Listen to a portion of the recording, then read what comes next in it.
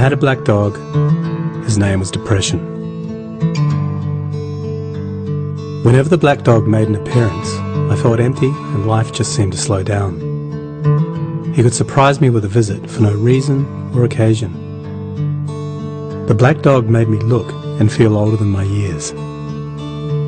When the rest of the world seemed to be enjoying life, I could only see it through the black dog.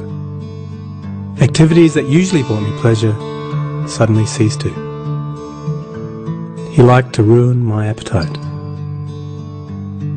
He chewed up my memory and my ability to concentrate.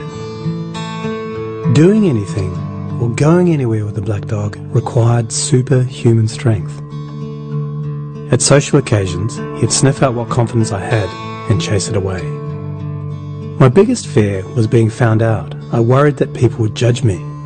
Because of the shame and stigma of the black dog, I was constantly worried that I'd be found out. So I invested vast amounts of energy into covering him up. Keeping up an emotional lie is exhausting. Black dog could make me think and say negative things. He could make me irritable and difficult to be around. He would take my love and bury my intimacy. He loved nothing more than to wake me up with highly repetitive and negative thinking. He also liked to remind me how exhausted I was going to be the next day. Having a black dog in your life isn't so much about feeling a bit down, sad or blue. At its worst, it's about being devoid of feeling altogether. As I got older, the black dog got bigger and he started hanging around all the time. I'd chase him off with whatever I thought might send him running. But more often than not, he'd come out on top. Going down became easier than getting up again. So I became rather good at self-medication, which never really helped. Eventually, I felt totally isolated from everything and everyone. The black dog had finally succeeded in hijacking my life. When you lose all joy in life, you can begin to question what the point of it is. Thankfully, this was the time that I sought professional help. This was my first step towards recovery and a major turning point in my life. I learned that it doesn't matter who you are, the black dog affects millions and millions of people.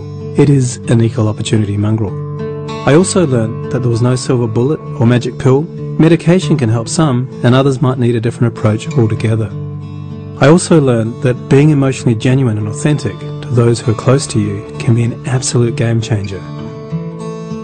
Most importantly, I learnt not to be afraid of the black dog, and I taught him a few new tricks of my own.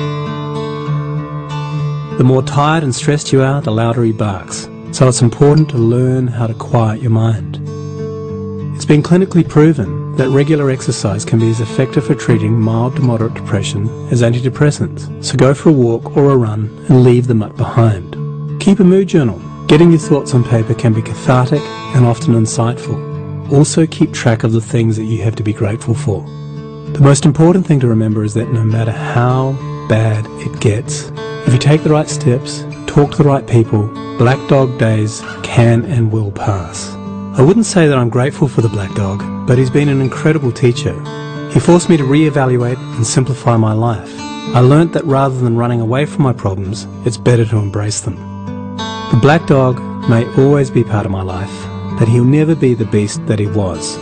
We have an understanding. I've learned through knowledge, patience, discipline and humour, the worst black dog can be made to heal.